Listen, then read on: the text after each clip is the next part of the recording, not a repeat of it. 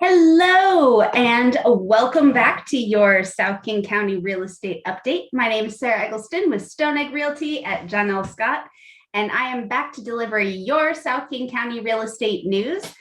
Today is April 1st, so happy April Fool's Day. I didn't have the forethought to plan out an April Fool's joke for my show, so you can count on any information that's in here. I did, however, leave out, I did not include any articles from today. So you can rest assured that all of this information is true, no April Fools. But I'll go ahead and get jumped on into the slides. As I said before, my name is Sarah Eggleston with Stone Egg Realty at John L. Scott, and this is your South King County real estate update for April 1st. So happy April Fool's Day. As I said, I didn't include any articles from today. I didn't include any jokes in my show. This is all true. What happened this week? So I do hesitate a little bit to share this story because I don't have control over everyone that watches it, and we are working on figuring out the solution. Basically, we've already issued our argument and are waiting for a response. But the buyer that I'm pending with, we got their appraisal back, and it came in a little bit low. We did have an appraisal contingency in our contract, so the deal's going to move forward whether we want it to or not. It's just my client really wanted to put 20% down and avoid the PMI charge. We had worked out a strategy to get their offer accepted. They really wanted this home. They're so excited to move back to Washington State. And so we put in an offer with 10% down and 10% going towards the appraisal should it appraise low. This is a strategy that is pretty commonly used, and the low appraisal contingency is really helping to get offers accepted. But it does come with some problems, like if your home appraises low. So when I got the appraisal report back, this was late yesterday, so this is still in the process of figuring it out. I went through and realized that they used comps from October and November of last year. So if you've been following this show at all, you know how much the market's changed since that time period. Our home prices in our area, the average sales prices increased so much. And to be pulling comps from almost 6 months ago in this type of market is, yes, it's legal, but it's not very accurate. So I went through, I found other comps, ones that I had looked at when we were putting the offer in, and compiled everything together, compiled my report, sent it back to the lender to send off to the appraiser. And hopefully I have good news for you next week about the appraisal, because yeah, it's no one ever wants a home to appraise low. That's just, it's not fun for anybody. But we are working through it, and I will be back here next week with an update. And I'll jump back into these slides because I am super excited about some of the stuff I'm sharing with you today. So this one, interesting article, King County lost population last year for the first time in almost 50 years.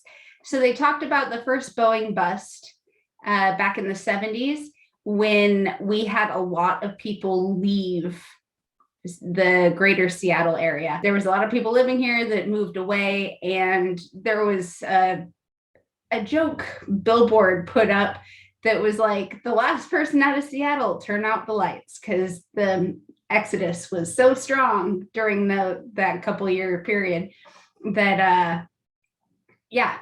But that was the last time we saw population decrease in King County until now. So the population dropped by about 0.9%. So nothing to be too concerned about, of course, but it's notable because we have been on this steady increase for so many years, and then King County ticked down on its population. The pandemic definitely played into this. People moving out of Seattle into neighboring areas or losing their job, getting laid off, and deciding to move to another area. But there is so much to unpack here. King County definitely got hit pretty hard by the pandemic as far as population. So the pandemic curtailed people moving from other countries by quite a bit, just because the international travel was a lot harder. For the domestic transition, people moving here from other counties, that fell even more. And I'm gonna tie this into another little piece of data point in a minute here, but this is super duper interesting how King County has shrunk and moved to surrounding counties. There's been a lot of, there's been people moving everywhere, of course, but so the domestic migration had a net loss of 33,000 people moving to other counties nearby. So the Census Bureau only provides net figure for population, but the components behind that number doesn't tell us how many people moved in and how many people moved away. It just tells us the net loss total. So where are these people coming from? Where are they going? And the data also doesn't tell us, unfortunately, where the people who left King County went. Pierce and Snohomish counties were two of the biggest gainers for sure, which I will get to even more in depth in a minute, but that data was not provided in this particular report. There's also, births and deaths that affect population. So we had in the past year or so a higher death count than normal, partially due to the pandemic, and a lower birth count than normal. And that is pretty common across our country. There was a bit of a birthing bust, I guess, but there were definitely fewer babies than in previous years. So we have a 20,000 person deficit from all these figures combined. People moving to and away and dying and being born. 20,000 people is the average, or the end number, the net number. King County was among the biggest counties to shrink, but it didn't have the biggest shrinkage of these big counties. And here's King County. Here's our net loss, or the July 1st population net loss is 20,000, and that's a decrease of 0.9%. So just shy of 1%, but you can see there are other counties in our country that have decreased significantly more or increased. So this is from a different website. This is howmanywalks.com. And this is super interesting. I recommend you go to this website and kind of poke around a little bit, because it is really, just interesting. So this is Washington State. Washington State gained $24.32 billion in GC or annual income. We are on this increasing track of wealth in Washington as a whole. People are moving here from California, Oregon, Illinois, New York, Alaska. We, as a state, we lost money to Arizona, Idaho, Montana, Nevada, and Tennessee.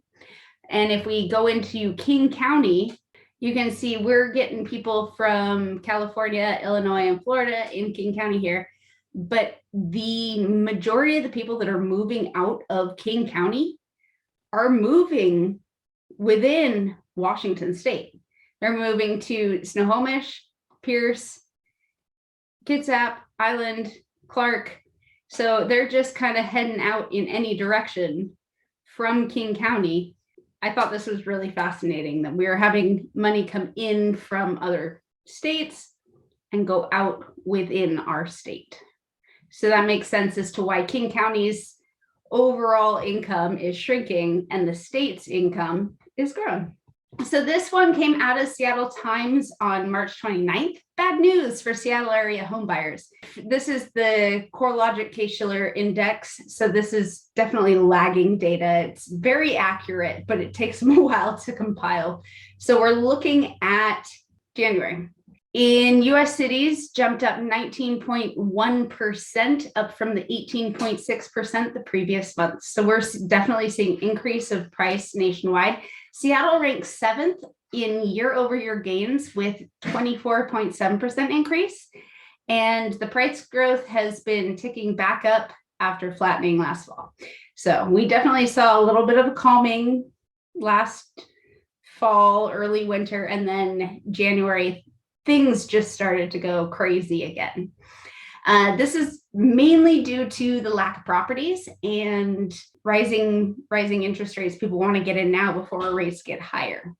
Pending home sales dropped unexpectedly in February, posting a 4th straight month of decline as inventory shortage restricts sales. So if we had more to sell, there would be more sales. And that brings us to our Market Stat Minute. We had 856 new listings, 861 pendings, and 789 sold in King County. So our new listings and pending properties are pretty much neck and neck. But we did tick down on pended listings from the week prior. If we bring it to our local market breakout, new listings in Auburn outweigh the pending. Federal Way is literally neck and neck, 33 and 33. Kent and Renton do have fewer new listings than pendings. So Auburn may have a few more options to choose from if you are looking in purchase a home in South King County. And last week, our weekly average mortgage rate was 4.42. And this week it's 4.5. So staying pretty level, but ticking up just a bit. And the government reported on Thursday that an inflation gauge closely monitored by the Fed jumped 6.4% in February compared with a year earlier. This sharply higher prices for food, gasoline, and other necessities. This is really squeezing some American finances. So this is talking about just, shortage of money and reaction to the increased rates and the inflation. This is our rates from today from Mortgage News Daily. We are at 4.88, which is up from yesterday by 0.1. It was 4.78 yesterday, which was the lowest we'd seen in a month or so. And as promised last week, I'm going to dig into this recession piece. There are a few experts out there that have started predicting that there is a recession coming either the end of this year or the beginning of next year. So here's just a couple of the many, many indicators out there of a recession coming, because this, it's a very multifaceted piece, but I'm only going to dig into a couple of them today, partially due to time and partially due to how confusing it is to explain. It would take forever. So I guess mainly due to time. So the oil spike, most of the time an oil spike leads to recession. I'm sure you've seen the memes, experienced it at the pump about higher gas prices. This is something we're all experiencing. I was pretty shocked at the total last time I filled my tank. I mean, the memes are everywhere. There's people complaining about the gas prices everywhere. And so we definitely know that there has been a spike in oil prices, and not always, but most of the time, this leads to a recession. Unemployment rate and spending, which I'll dig into right now. So the unemployment rate, recessions occur when unemployment rates reach their lowest level and then start to turn higher. As businesses slow down, the first thing they do is lay people off. So that we see our increase in unemployment rate. As people get laid off, their spending habits change. They spend less money at other businesses. So those businesses slow down and in turn lay off their employees. So this cycle just kind of continues between the unemployment rate and the spending, and then having to lay off people and having them not spend money and just increase. But there's a lot more to this, and I wish I had a little more time to dig into it a little more deeply. But if we do reach this recession, later this year or beginning of next year, as people expect, there are a few things to look at. First is home values. What do home values do during recessions? So many of us remember the 2008 crash. That was a housing bust. So like the housing bubble burst, the whole thing was caused by housing. So we did see a decrease in home prices in the 2008 to 2010 range. But every other recession prior to that, we saw home prices increase during that recession. People will always need a place to live. It's, just one of those needs that will always be there. And supply and demand, if there's the demand there and not enough supply, prices will increase. And interest rates during a recession. So the shaded areas here are US recessions. And if you look at the general pattern of these, some of them go up in the very beginning and then down sharply. But overall, from beginning to end of the recession, we see a decrease in interest rates. If you are thinking about buying or selling a home this year, please reach out. I would love to provide you with one of my little seller or buyer guides. These ones are for spring 2022, but even if you're thinking about selling in the summer or fall or buying in the summer or fall, this is still really relevant information. So just reach out, let me know you'd like a copy, and I'd be happy to share it with you. If you are curious about the market in your area or an area that you're thinking about moving to, please feel free to reach out. My phone number and email address are on the screen there, and I would love to answer any questions that you may have. So just give me a call and we will have that chat. Well, thank you so much for joining me today. I hope to see you next week at 3 p.m. with your South King County real estate update. My name is Sarah Eggleston with Stone Egg Realty at John L. Scott, signing off. Have a fantastic week.